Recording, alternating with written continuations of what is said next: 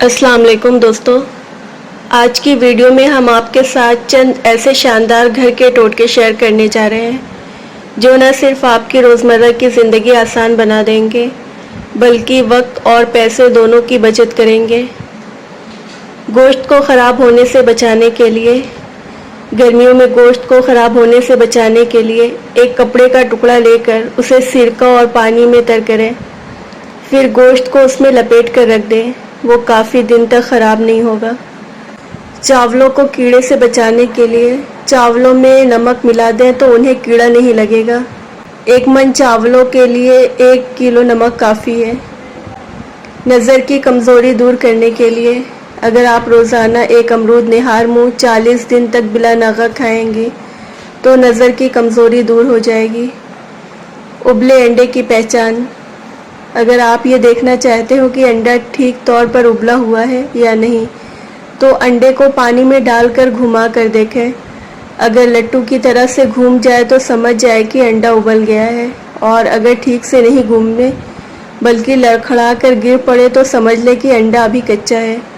चाय के दाग और कॉफ़ी के दाग दूर करना।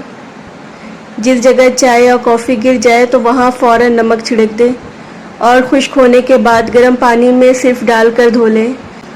कॉफ़ी के धब्बे साफ़ करने के लिए स्प्रिट से साफ़ कर लें। कॉफ़ी के गहरे दाग हो तो पेट्रोल से साफ़ करें।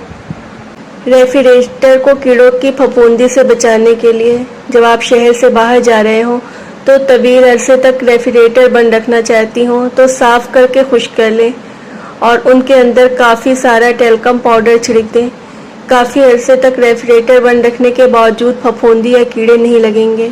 कपड़ों से जंग के दाग दूर करना। अगर कपड़ों पर जंग का दाग लग जाए तो दूध में 1 घंटा कपड़े को जंग वाले हिस्से की तरफ डिबो दें, फिर साबुन से धो लें। प्लास्टिक के टब और बाल्टियां साफ़ करने के लिए प्लास्टिक के टब और बाल्टियां थोड़े ही अरसे में गंदे हो जाते हैं और साबुन से धोने पर साफ़ नहीं होते। एक कपड़े में थोड़ा सा मिट्टी का तेल लगाकर उसी प्लास्टिक के बर्तन को साफ़ करें। उसके बाद सिर्फ बाल्टी को पानी से धो लें, फिर थोड़ी देर धूप में सुखाकर इस्तेमाल में लाएं। छींकें रोकने के लिए अगर मुसलसल छींकें आ रही हों तो हरा धनिया हाथ में लेकर सूंघ लें, छींकें बंद हो जाएंगी।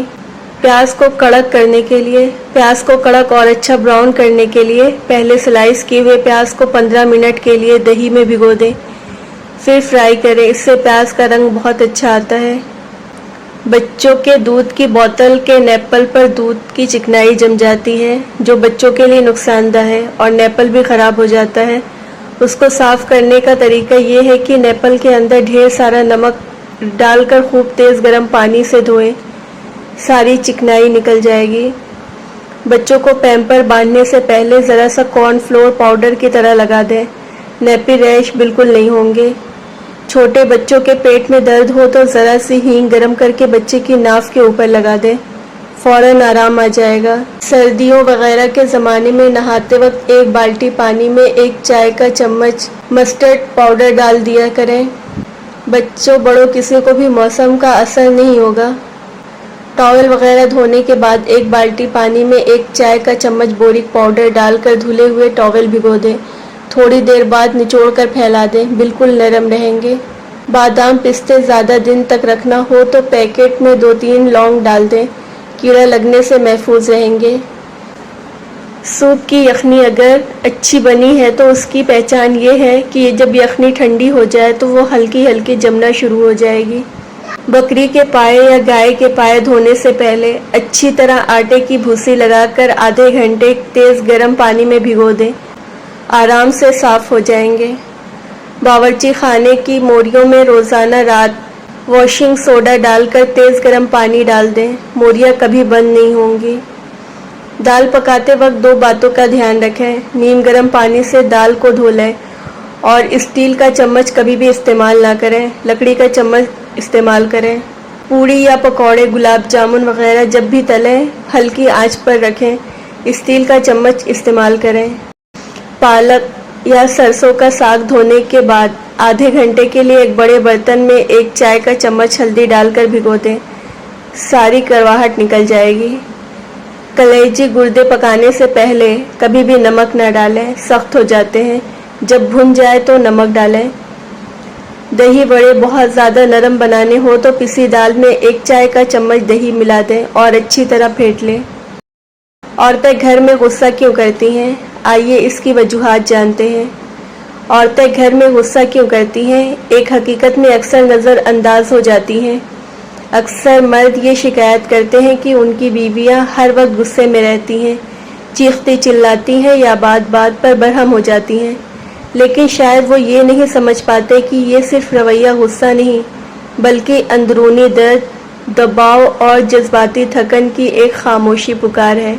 क्या आप जानते हैं कि आखिर औरत क्यों चीखती है? ये चंद अहम वजूहात हैं। नंबर 1, जिम्मेदारियों का बेपनाह बोझ। औरत पर बैक वक्त कई जिम्मेदारियां होती हैं, घर, बच्चे, शौहर, ससुराल, माशरती रिश्ते, और इन सब को संभालना आसान नहीं। जब ये बोझ हद से ज़्यादा बढ़ जाता है तो जज्बाती दबाव का शिकार होकर गुस्से का सहारा ले लेती हैं। नंबर 2, हर मैदान में मुकम्मल बनने की जद्दोजहद। हर औरत चाहती है कि वो एक अच्छी बीवी, बेहतरीन माँ और एक मिसाली इंसान हो, लेकिन जब वो इन तमाम किरदारों में मुकम्मल ना हो सके तो अंदर से टूटने लगती है, और यही टूट फूट कभी कभी चीखने की शक्ल इख्तियार कर लेती है। नंबर 3, जज्बाती खुला। औरत को मोहब्बत, तवज्जो और इज़्ज़त की ज़रूरत होती है। जब वो ख़ुद को नज़रअंदाज महसूस करती है या जज्बाती तौर पर तन्हा हो जाए तो वो बज़ाहिर मामूली बातों पर भी फट पड़ती है। नंबर 4, कमाल पसंदी। वो चाहती है कि उसका शौहर मोहब्बत करने वाला हो, बच्चे मिसाली हो, घर हर वक्त साफ़ हो और ख़ानदान में उसे इज़्ज़त मिले, मगर जब हकीकत उस ख्वाब से मुख्तलिफ निकलती है तो दिल में मायूसी जन्म लेती है, जो रफ्ता रफ्ता गुस्से में ढल जाती है। नंबर 5, कदरदानी की कमी।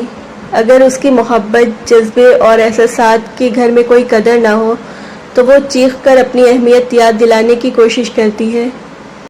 नंबर 6, हार्मोन तब्दीलियाँ। माहवारी, हमल या मेनोपॉज़ के दौरान जिस्मानी तब्दीलियाँ उसके मिजाज पर गहरा असर डालती हैं, जिसके नतीजे में वो जल्दी नाराज़ या बेचैन हो सकती है।